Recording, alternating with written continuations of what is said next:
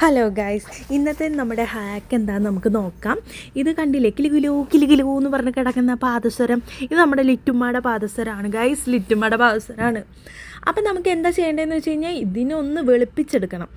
കുറേ നാളായി വാഷ് ചെയ്തിട്ട്, അപ്പോൾ അതിൻ്റേതായിട്ടുള്ള കുറേ അറ്റകുറ്റപ്പണികളൊക്കെ ഇതിന് ചെയ്യാനുണ്ട്. കണ്ടില്ലേ, നിറച്ചഴുക്കാണ് ഗൈസ്, നിറച്ചഴുക്കാണ്.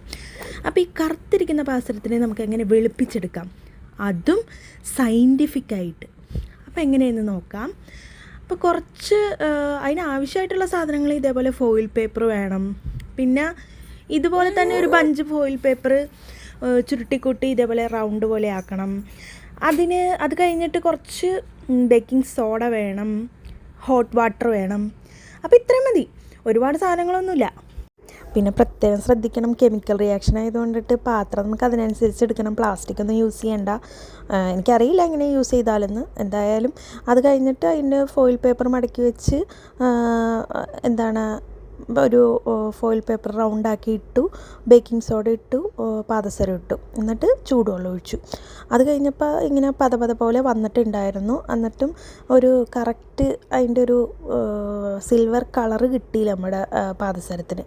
അപ്പോൾ നമ്മൾ എന്താണെന്ന് വെച്ച് കഴിഞ്ഞാൽ രണ്ടാമതും ഈ സെയിം പ്രൊസീജിയർ റിപ്പീറ്റ് ചെയ്തു. അങ്ങനെ ഹോട്ട് വാട്ടർ ഒഴിച്ചപ്പോൾ ഇങ്ങനെ കൊമള വന്നില്ലേ, അത് കറക്റ്റ് ഡേർട്ട് പൊന്തി വരുന്നതാണ്. ഇപ്പോൾ നോക്കിയേ, കറക്റ്റ് നമ്മൾ പുതിയൊരു പാദസരം വാങ്ങിയതുപോലെയല്ലേ. ഇതിപ്പോൾ നമുക്ക് കുറേ ഇതേപോലത്തെ സിൽവർ മെറ്റൽസൊക്കെ ഉള്ളത് ഇങ്ങനെ നമുക്ക് ചെയ്തു കഴിഞ്ഞ് കഴിഞ്ഞാൽ നല്ല സൂപ്പറായിട്ട് പുതിയത് വാങ്ങിയതുപോലെ നമുക്ക് കിട്ടും.